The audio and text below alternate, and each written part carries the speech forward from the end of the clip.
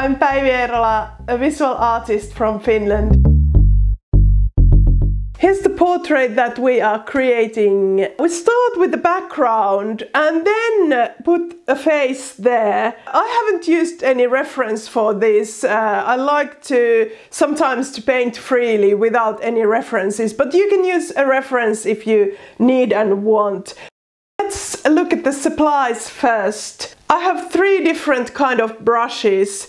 One quite broad one, big one, a flat brush, and then 2 a bit smaller ones. The other one is flat and the other one is round. The main thing here is that you use different kind of brushes, not just work with one brush. That adds variety and it makes the painting more interesting. I use golden heavy body acrylics, but you can use any acrylic. This could work with watercolors too. Then I just use water for thinning the paint, but you can also use glazing gloss or gel medium or such. So the first step is the background, and I call this step color the air. And I mean that here, that instead of thinking about a specific scenery or such, think how the air could be materialized and how you could capture changes in light and shadows, or how could you capture some kind of emotion and or such. The first thing you want to focus on is that you create an abstract composition that is asymmetric, that isn't symmetric, and that gives each color a certain space or a voice. So that means that if you repeat one color, do it very sparingly. Don't just try to add everything everywhere, but make differences between the different areas in the space.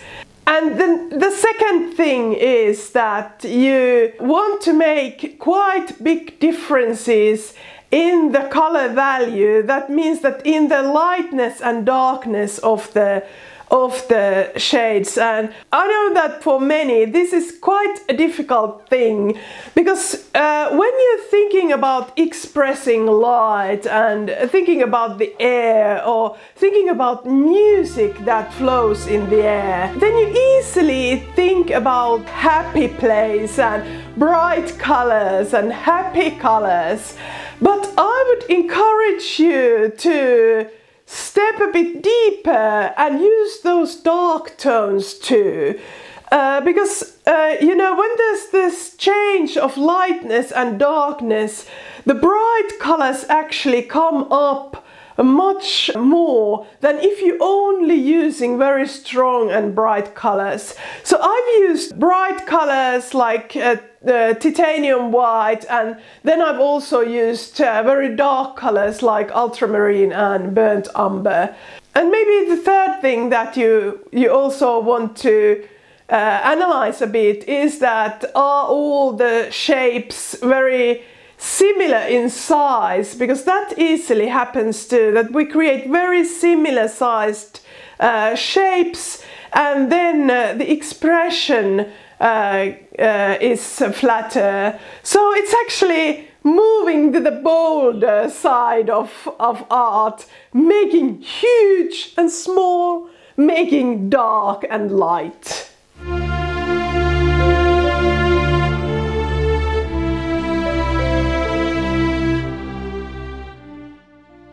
Then in the second step, we're creating the face. I'm just starting to create the face on the other side of the page. I don't create the face in the middle, because I think it will become more interesting again when it's not symmetric, the whole painting.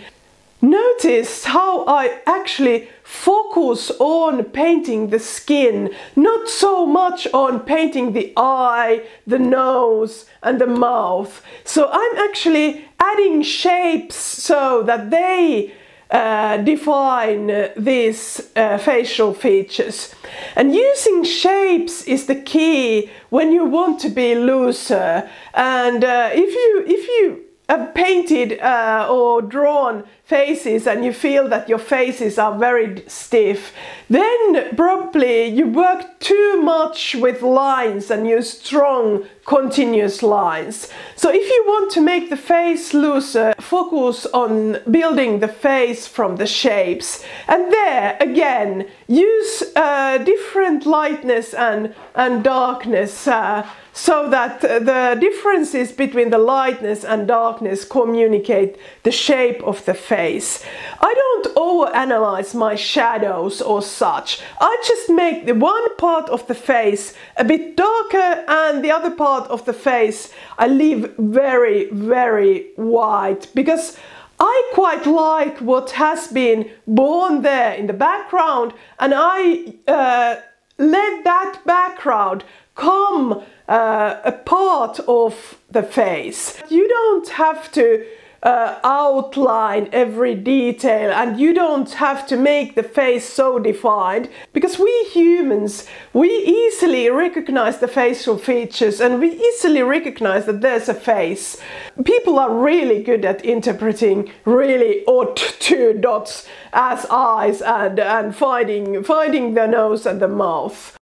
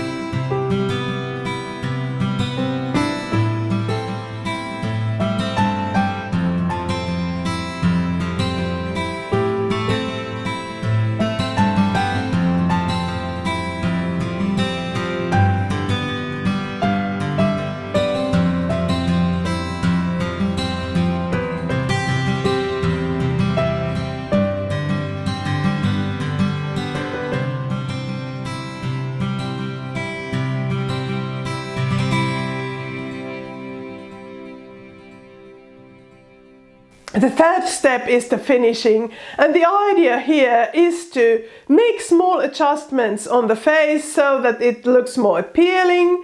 I broaden it a bit here, and then also go through the whole painting so that every area is like a tiny abstract painting in one big abstract work. And this doesn't mean that you have to finish and polish every corner of the painting.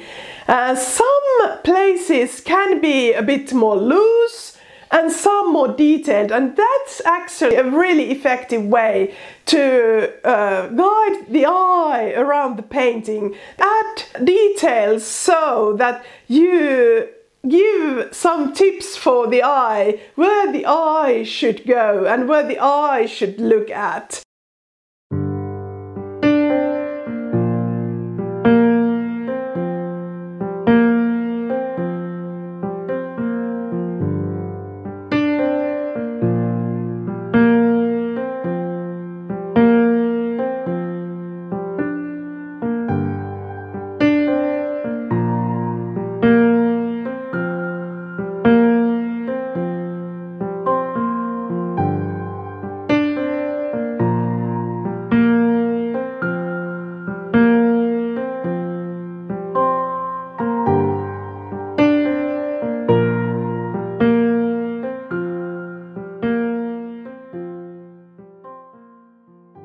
With this video, I also want to invite you to my class, Innovative Portraits. This class is about creating portraits so that they connect with the stories and they connect with the emotion.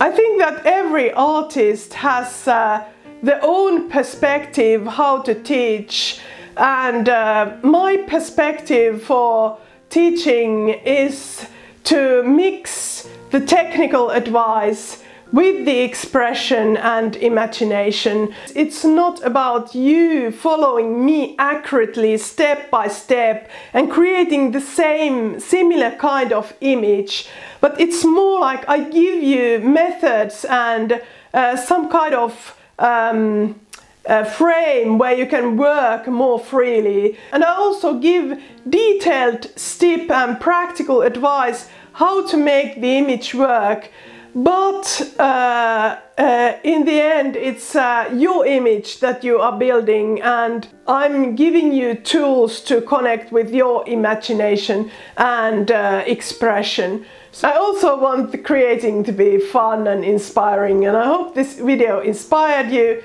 Maybe you've turned some music on and then start painting, and you know, this project is fun so that you can just make an abstract composition and then make the face later if you want, or make the face right after you've set the abstract scenery there.